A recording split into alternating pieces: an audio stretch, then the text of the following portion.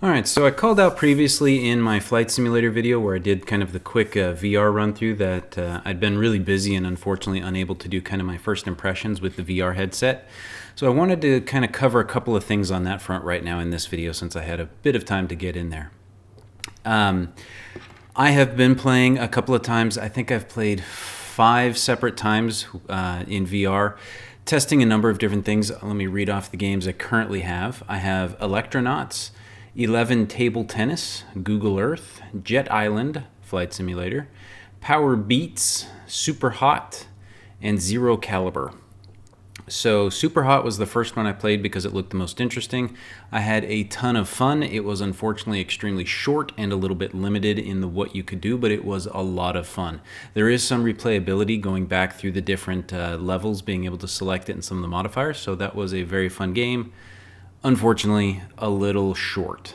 I know there's a second version or a second one, but I haven't bought that yet, and I don't plan to at that price if it's similar to that. But being able to immerse in there and see things clearly and dodge around was a lot of fun. It took a little while to kind of dial in my IPD settings, as well as train my eyes, because one of the main issues is if your eyes move anywhere but dead ahead, things kind of get blurry.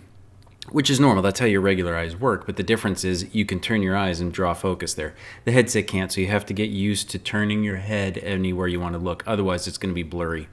That kind of wigged my eyes out at first, as well as messing with the IPD to get it dialed in. But once I got it dialed in, I was really blown away by how crisp and clear the display is, as well as how decent my computer is able to drive it. I have yet to have to lower the display resolution of the headset in any way in any game, which is really quite nice, because there's times where Windows 10 screws up with MSI Afterburner and just doesn't apply my overclock, and I forget to go back in and put it back on. And so far, I really haven't had any problems. Even in Flight Simulator, I've had a few issues, but nothing major, as I talked about in that video. The only game to really cause me any issues is Zero Caliber, where I'm running the game kind of on medium settings. I've got a few options up a little higher and a few others down a little lower to kind of balance it out, but it is very playable. The biggest issue with that game is just getting used to some of the clunky controls, as like the hands auto snap to something until you disconnect them, trying to grab different things off your body. Simply because things attach to certain hard points to your body, and if you don't look when you're grabbing them, you might grab a grenade when you meant to grab a gun. There's no real way of knowing kind of what's there unless you kind of take a look at it. It is nice that you don't have to go grab the actual mag off your belt. If you hit the reload button, you'll just grab a mag out of thin air, you can ram it in there, and you can rack the gun again, which is nice. Getting the 2 controllers to kind of line up to get down the sights and then use your head to kind of try to find the scope is a little bit clunky. I'm sure it'll just take more time because I've only really had about an hour with the game. It took a lot of time investment. Jet Island is kind of a basic, goofy little Silver Surfer type of game. And it's the first one that really gave me my immersive feeling. Not that it didn't look good. Zero Caliber was fantastic, running through the woods, pulling a gun out, shooting, racking it. That was a great experience, totally different, having played Counter-Strike since beta and the numerous other shooters since Doom and Wolfenstein, and all those games originally came out in the 90s and such. With Jet Island, what really got me was the fact of speed and motion, because it is not super high resolution game, but it is really smooth and crisp. So I was using the jets on my hand to fly down, and then I was doing kind of Spider-Man stuff to slingshot myself around other objects. And I'd fired my right hand, but I missed it, and all of a sudden my character jerked hard in a direction I wasn't expecting, and so I kind of leaned over a little bit. It was very quick because gravity's still down, my body's not actually moving, so there was no chance of me falling or losing balance. It was just a moment of, because my eyes and my brain was expecting me to suddenly swing over, and then went, yep, I'm in VR. But it was just that momentary feeling that was just a fun jump into the immersion of the way everything worked. Electronauts is a lot of fun, kind of a DJ game. I'm not very musically inclined. I wish they had some more options to it where I could lay down different aspects of the beat, similar to like acid music way back in the early 2000s, where you could put in drum beats or you could put in synth sounds and things like that to kind of tweak it a little bit on top of the bass song. I would like to see something like that, but it's still a lot of fun to go in there and mess with the songs. Table tennis is fantastic. It's great multiplayer. It's a little laggy at times, which is difficult, but once you kind of get your paddle dialed in, it's really accurate. The hardest thing for me is trying to get the spins right, because I always seem to smack the ball too hard. I've played ping pong in real life, so I know how to do some backspins, forespins, and curves. Not great, but I can do them. I'm really struggling to get anything but a backspin working in this one, but it is still a lot of fun. It is really accurate. Google Earth was very surprising, because we all remember when a lot of us remember when Google Earth came out, and that's kind of what they say in the VR version, where everybody remembers spending hours zooming around Google Earth going, hey, this is kind of cool. Now when you can actually be inside Google Earth, it is a very different experience. You run around like Godzilla, or you jump down into Street View and you actually get to kind of walk through the city. It is really awesome to do. It's a very different experience to go actually kind of feel like you're in these environments. It's a lot of fun. And then the soft music. It's very zen and relaxing. Power Beats, I wanted to get Beat Saber, of course, who doesn't? But I didn't want to pay the full $30 for it right now. I was hoping to get it on sale over Christmas, but Power Beats is a very similar type of game where you just smack your hands into balls, you dodge stuff, you do power-ups. It's kind of a workout video in that it kind of does dance moves where it took me a minute to kind of catch on where they're moving the balls and you're kind of moving your hands around like you're dancing in a club. You feel really goofy as soon as you think about it, but if you just kind of let yourself go, you can get a pretty decent workout for what it is. My main issue with it is that it doesn't seem like the accelerometers and the controllers are matching what I'm doing, because there's sometimes where they're doing 3 quick successions of the targets coming at you and you go boom, boom, boom, but it doesn't seem to register all of those, so I miss points where it doesn't quite catch the ball as hard. Another issue I had was I clanked the controllers together. This big piece up here makes it kind of difficult when you're holding them like this and you've got to move your hands together to tap the things that are coming at you. You got to move your hands and kind of do the stuff like that. I keep clanking these together, and I hit the right one kind of hard and it freaked out and actually disconnected for a moment, so I had to pause the game, let it come online. Only half the lights were online for a minute, turned it off, turned it back on, and then everything was back to working and it was normal, but I was kind of freaked out about smashing it up. So be careful if you do anything like that. So those are the games that I have right now. I must say the best experience overall has really been Flight Simulator. As buggy and as garbage as there is issues in that game, it has been the single best immersive experience, sitting in that cockpit going, controls, ooh, dials. I can read every flippin' dial in there. It is so crisp and clear. Once you get everything dialed in and the lights on, oh, it is incredible sitting inside those cockpits, leaning over going, am I actually going to be able to land? Looking over the cowl, sitting back down, turning around, looking at the seat behind you, leaning up. And I tried to record another video last night, but because of the way the VR system works in there through Windows Mixed Reality, Steam VR, on top of loading Flight Simulator, then switching Flight Simulator over to VR, it really screws with everything.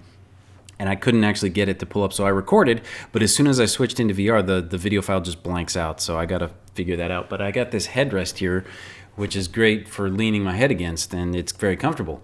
But when I'm trying to look up in the cockpit with the headset on, I can't. So when I was flying the TBM, I had to lean over and then kind of stick my head back to turn on the lights up above me, because I was doing a night flight around San Francisco. But I must say I am totally blown away for the investment price and the fact that my hardware can still drive everything I've thrown at it. I'd like to get the... shoot, what's the game? Let me see if I can grab it out of my wish list. Medal of Honor, I think it is. And I've only really played like the first original one of those. It was all right. Didn't care too much. Yeah, Medal of Honor. Didn't really care one way or the other. Battlefield 1942 was out, and I was doing a bunch of other games at that time, TFC and stuff, so I didn't pay too much attention to it. But I know it's mixed, but from what I saw in the videos, once you have the hardware to drive it, the game looks really nice. Expensive. It's a full-on experience. And that's really my biggest gripe right now. Most of the games are really limited, like tech demos. There's not a lot you can do in them. So that's probably why I'm enjoying Flight Simulator more than anything, and why I'm kind of wary of buying a lot. I got the Humble Bundle. I bought a few other games.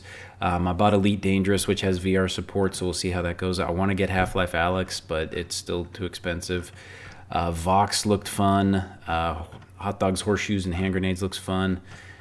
VTOL VR looks good, but I've got Flight Simulator right now, which honestly is where I'm going to spend most of it. I wanted to get Contractors, but because I still have Zero Caliber and haven't really played it that much, there's not much need to go out and do that. So that's kind of what I've been doing gaming-wise and software-wise. Let's talk a bit about the actual hardware now. Oop, I freaked out the focus. So let me grab the headset here, spin the cables around.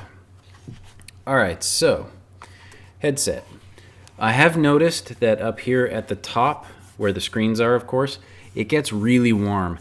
It's not hot, it's not painful to the touch, but because it's a closed system and those screens are right there, all that heat comes up, so I would have expected maybe a vent or something up here, some mesh to allow some of that heat to escape, because long sessions, it does get kind of warm. Next issue were these side adjustments.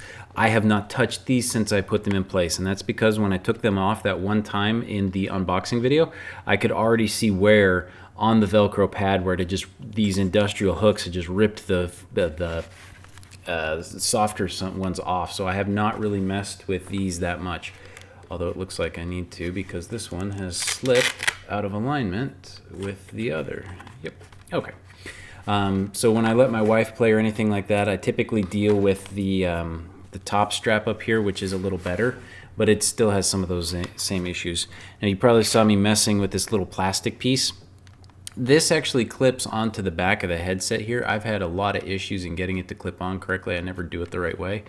This is supposed to be for cable management. It's supposed to hold your cable. This thing pops off like crazy. I would just turn my head and it would go bing and fly across the room, and it was just pointless. So I took it off within 5 minutes of putting the headset on. What I have here is a self-adhesing Velcro strip that I had from one of my stunt quadcopters. I bought a whole roll of it to basically build an external battery harness so that I could put a larger 3200 milliamp batteries on my stunt quadcopter, because 4 to 5 minutes of flight time was crap and I wanted to get like 12 to 15 minutes of flight time out of it, and I did. But there's a little notch in here where you stick the little plastic piece goes in there to kind of hold it in, and that's kind of where it's supposed to go. But it just came off so easily for me that I decided I would just do this. And the other part was having it come down around the bottom of the headset felt a little funky, whereas because the cable was bending over this side of the housing here and kind of getting in the way of the earbud. So I just stuck it on the top of this Velcro strip. It's not on very tight. It has room to wiggle. There's nothing going on in there. So I felt that was just a better solution to the overall problem. The foam itself, I thought and was a little concerned that it was a little bit thin. I have not run into any issues. I've worn this thing for a couple hours at a time, and I really haven't had any issues with it. The one time I did start getting concerned was I played the Power Beats for about an hour. No, I played it for 30 minutes, and I worked up a little bit of a sweat on top of my forehead because, of course, this is pushing against it. It's creating the heat, and it got a little bit sweaty. I wasn't really sweaty anywhere else. I was a little warm, and I was breathing a little bit, but I was not sweaty. But this thing will be a sponge for sweat, unfortunately, so keep that in mind. I'd almost like to have another one in place as a backup or a way to kind of clean it, but that's for the future. The rubber nose piece hasn't been annoying outside of the fact that I can't get in there and itch my face when I have a problem. It really doesn't rest anything on my nose when I'm in there. I thought that it would kind of be putting pressure on my nose and the rubber would be a problem, but it's really not, so no problem there. Earphones sound fantastic. They really are good, high quality. My biggest concern is that, again, I have to constantly move them up and down, rotate them in and out to use them. And I just fear that I'm going to wear them out or break it off. So I've been really careful about that and doing anything near my head, just because I really don't want to break that, because you break it, you kind of screwed the whole headset up. Camera-wise, the tracking, I have only run into a couple issues with the tracking itself. Normally, when you're playing, your hands are kind of here, forward, so you're diagonal from the side camera and the front camera, and it can get good depth of tracking. Its biggest fallacy is there's no cameras on the bottom, so you bring your hands down below you up against your chest, you got nothing. That's the problem that I have with Zero Caliber, really, because all the weapons and everything are attached to your vest, your chest, your sidearm, and you almost always have to look down to grab them. Now, that doesn't mean you have to. It does use accelerometers, and it does kind of, when it loses sight of it, when it goes off to grab something, it's pretty close to where it actually would be. But there are plenty of times where if I hold my hand under me for too long, it just goes away. And all of a sudden my hand will be way off in the distance until I move my arm a little bit, and suddenly the accelerometer picks up and goes, oh, there it is. Or the cameras actually find it again and goes, oh, yep, there's the hand. So that's the biggest problem I've had. Right now, this lighting would probably be a little bit bright. It's not as bright as the camera makes it look. It's kind of overcast right now. That's why it's kind of reflecting in this room, so I apologize for that. But the LED lights on this, let me turn it on. You can see this is a little bit of the softer side. When everything's up and synced, they can get double the brightness with this, but I haven't really found a way to manually go in and tweak it. And to be fair, I haven't really bothered looking. But I have seen it come on and be really bright or soft, so I think the headset and everything kind of talk to each other to decide, come on, camera, focus. There you go. To try and decide what illumination it needs to actually have on it in order to see. But I typically play at night. I have a soft overhead light that allows me, the headset, to see the room around me. I tried having something bright white on my monitor cascading around the room, and it worked okay for certain parts, but the headset couldn't see the rest of the room. I had really good tracking response when I did that because the cameras were really able to pick up those dots on this. But the soft light I have, I really didn't notice that much of a problem with it. So I don't have an issue with tracking other than there's no cameras on the bottom. So in the third version, I hope they either move these cameras down a little bit to give them a better field of view, or they just add another one in there. I think the best method would probably be to have like an IR sensor at the front computer facing you, because you should be looking at your computer and it would be able to track what your hands are doing a little better. And if it goes behind your back, hey, it would lose tracking and it would know where it is. But overall, I am really pleased with this headset. The lenses, the screens inside these are just top notch. It's really fun. And again, even in Flight Simulator, I play with a massive field of view. I've got a 5,760 pixel wide display by 1,200 tall. It's 3 monitors in a surround setup. That gives me huge visibility. Out of my left monitor, I can almost look to my left out the window of a plane. And to the right monitor, I can see all of the co-pilot's controls off to the side. So I can see all of that naturally, which is what your normal eye would see. The field of view is huge with your eyes. You may be driving your car down the street. You can see out your left window. You can see your side view mirror. Sure, it's blurring out of focus, but you can see it. Same with the other side. So if a car comes along, you can see it and you can flick your eyes over for a moment and actually catch it. The headset has a very narrow field of vision comparatively to where it's kind of like this. You saw the goggle view for what I was seeing. But the difference is I can move my head and focus on anything I want, and it is just such a better experience that even though I feel a little bit of tunnel vision at times, it doesn't bother me. Jumping outside of the plane and looking down to see the world just right below me and panning around the plane, it's just such a great experience that I'm very happy with my purchase. And I think I made the right call with this one just because of that resolution.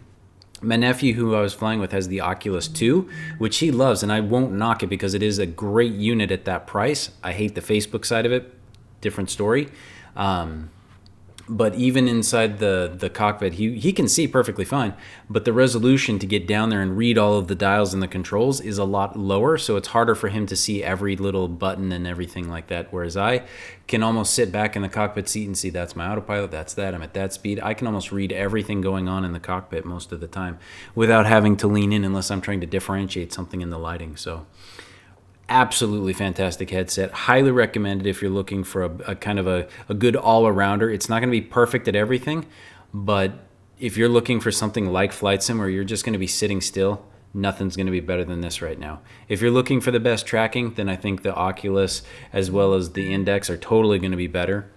And the Index with the Knuckles controllers aren't going to have the same problem that I had with this, punching into things, because they're not going to have this big thing on the edge with the ring of lights because they're doing different style of tracking. So trade-offs. But for me, I'm very pleased with this. The games that I'm truly going to be playing are going to be in this. I'd love to enjoy a shooter a little better, but it's a bit clunky. So thank you for watching. We'll see you next time.